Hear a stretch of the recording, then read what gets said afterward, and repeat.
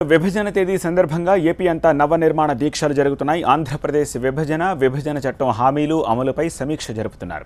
విజయవాడలో రెండో రోజు కొనసాగుతున్న దీక్షలో పలువురు పాల్గొన్నారు. ఏపీ నవనిర్మాణం కోసం ప్రతిజ్ఞ చేశారు. విభజన నాటి పరిస్థితులను గుర్తు చేసుకున్నారు. రాష్ట్రాన్ని అశాస్త్రీయంగా విభజించారని కాంగ్రెస్ నేతలపై విమర్శలు చేశారు. 3 ఏళ్ల నుంచి రాష్ట్రంలో జరుగుతున్న అభివృద్ధి కార్యక్రమాలను ప్రజలకు వివరించారు ప్రజాప్రతినిధులు.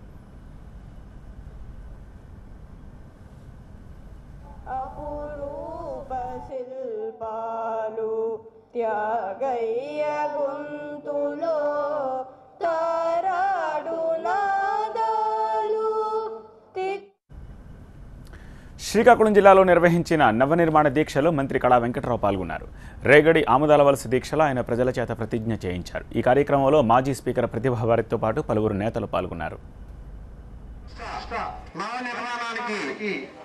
నాంది పలుకుతూ మన చంద్రబాబు నాయుడు గారు కలిపి పనిచేద్దాము, 2 రాష్ట్రాలలో ఒకటిగా విభజన హామీలను సాధించేందుకు ఏపీ ప్రభుత్వం ప్రయత్నిస్తోందని అంటున్నారు ఏపీ మంత్రి కళా వెంకట్రావు. రాష్ట్ర విభజన హేతుబద్ధంగా జరగలేదని అంటున్న కళా వెంకట్రావుతో మా ప్రతినిధి సత్యం ఫేస్ టు ఫేస్. రాష్ట్రాన్ని విభజించిన అనంతరం కూడాను నవ్యాంధ్రప్రదేశ్ నిర్మాణంలో చేస్తున్నటువంటి ప్రయత్నంలో భాగంగా చేపడుతున్నటువంటి ఈ నవనిర్మాణ దీక్షలకు రాష్ట్ర నలుమూల నుండి మంచి స్పందన లభిస్తుంది. 6 రోజుల పాటు ఇచ్చే ఈ కార్యక్రమానికి ప్రతి చోట కూడాను ప్రజాప్రతినిధులు పాల్గొంటున్నారు. ప్రస్తుతం రేగిడిలో మన రాష్ట్ర అధ్యక్షులు అదేవిధంగా ఇంధన శాఖ మంత్రి కళా వెంకట్రావు గారు చెప్పండి సార్, ఎలా సాగుతున్నాయి ఈ 3 ఏళ్ల పాలనకు సంబంధించిన అభివృద్ధిని చాటుకున్నావా, లేకపోతే రాష్ట్ర విభజన అన్నది చట్టబద్ధత జరగలేదన్నట్టు ఆవేదన షేర్ చేసుకుంటాం? చట్టబద్ధతగా జరగలేదు అనేటటువంటిది నిర్విధాన అంశం ఉండేది. ఇంకా అందులో ఆలోచన అనేటటువంటిది లేదు. ఇది 14th ఫైనాన్స్ కమిషన్ ఎండ్ అయినప్పుడు కూడా ఆంధ్రప్రదేశ్ సౌతర్న్ స్టేట్స్లో ఇంకా ఆర్థికంగా వెనకబడి ఉంటుంది. అందువల్ల దీనికి ప్రత్యేక ప్యాకేజీ ఇవ్వాలి అనేటటువంటిది, ప్రత్యేకంగా ఫైనాన్షియల్ అసిస్టెన్స్ ఉండాలని 14వ ఆర్థిక సంఘమే చెప్పింది అని అంటే విడగొట్టేటప్పుడు హేతుబద్ధంగా లేదు అనేటటువంటిది నిపుణులు చెప్పినటువంటి వ్యవహారం. అది ఏదేమైనప్పటికి కూడా మనం విడిపోయాం కాబట్టి మనం ఒక నవనిర్మాణ దీక్షతో ముందుకు సాగాలి అనేటటువంటి దీంతో మనకు జరిగినటువంటి అన్యాయాన్ని చెప్తూ మనం ఇంకా ఎక్కువగా కృషి చేసి ముందుకు సాగాలనేటటువంటి పద్ధతిలో ఈ నవనిర్మాణ దీక్షలు జరుగుతున్నాయి. గత 3 సంవత్సరాల్లో కూడా ఆ విధంగా ప్రజల సహకారంతో ప్రభుత్వం ముందుకెళ్ళింది. దాని ప్రకారం 10.5% వృద్ధి రేటుతో ముందుకు సాగుతున్నాం. ఆ విధంగానే మళ్ళీ మనం ఆ దీక్షను సాగిస్తూ ముందుకు సాగాలి. అందరం కలిసికట్టుగా కృషి చేయాలి. ఆంధ్రప్రదేశ్ను అభివృద్ధిలోనే మొదటి స్థానంలో నిలపాలి.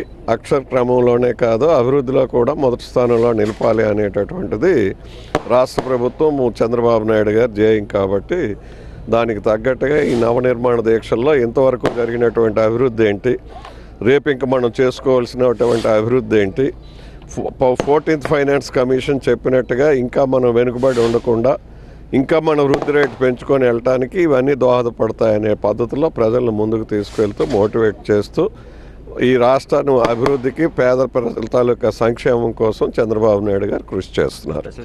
ఇంకా వస్తుందన్న ఉద్దేశంతో భరోసా యాత్రకు రేపు రాహుల్ గాంధీ రాష్ట్రానికి వచ్చి ఉన్నారు. చూస్తే కనుక వాళ్ళు అంటే అధికారులకు రావాలన్నటువంటి దీంతోనే ఆ పదాన్ని మళ్ళీ ఇంకా అట్టు పెట్టుకుని సాగదీసే పరిస్థితి ఇటు ప్రతిపక్షం కావచ్చు, అటు కాంగ్రెస్ పార్టీ.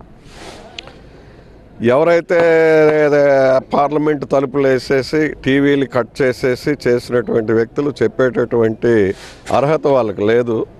ఇప్పటికే కాంగ్రెస్ భూస్థాపితం అయిపోయింది. తమిళనాడులాగా ఆంధ్రప్రదేశ్లో హేతుబద్ధంగా విడగొట్టడం జరగలేదు. కాబట్టి అది చేసినటువంటి పెద్ద మనుషులు అంత వార్ రూమ్ పెట్టి ఇటలీలో ఉండేటటువంటి అక్కడ స్వాతంత్ర దినోత్సవం జూన్ 2 ఉంటే ఆ జూన్ 2 డేట్ని ఇక్కడ ఇచ్చి విడగొట్టినటువంటి ఇటలీ యువతి తాలూకా కొడుకు తల్లి కలిపి చేసినటువంటి వాళ్ళు ఈ ఆంధ్రప్రదేశ్లో మాట్లాడడానికి వాళ్ళకి హక్కు లేదు. అంటే రేపు వచ్చే ఆయన గుంటూరు రాక్ సంబంధించినంత భరోసా యాత్ర పేరుతో వస్తున్నారు. ప్రత్యేక హోదా భరోసా యాత్ర పేరు, దానికి పెట్టడమే పేరు అది పెట్టారు. సో వాళ్ళని ఏ విధంగా ప్రజలు తిరస్కరించే పరిస్థితి ఉందో, స్వాగతించే పరిస్థితి అనుకుంటున్నాం. ఉనికి కోల్పోయినటువంటి పార్టీ గురించి ఆంధ్రప్రదేశ్లో చేసినటువంటి అన్యాయానికి పూర్తిగా కనుమరుగైపోయినటువంటి వ్యక్తుల కోసం, ఆ నాయకులు, ఆ కాంగ్రెస్ పార్టీ కోసం మనం మాట్లాడుకోవడం అనవసరం. చూస్తే వైఎస్ఆర్ పార్టీ కూడా అదే ట్రెండ్ నడుస్తుంది. వైఎస్ఆర్ పార్టీ కూడాను ఇప్పటికే ప్రత్యేక హోదా వస్తుందన్నటువంటి భరోసాను ప్రజలు నమ్మాలి. వైఎస్ఆర్ పార్టీలో లీడర్షిప్ లేదండి, ఆయనకి పరిపక్వత రాదు. అదొక పార్టీ కింద రాబోయే రోజుల్లో ప్రజలు గుర్తించరు. నీకు నాకు పడదు కాబట్టి పడినటువంటి వ్యక్తి ఏదో పక్కన వస్తున్నాడు తప్ప లీడర్షిప్ కానీ లీడర్షిప్ క్వాలిటీస్ కానీ ఆయనలో లేవు, అవి రావు కూడా.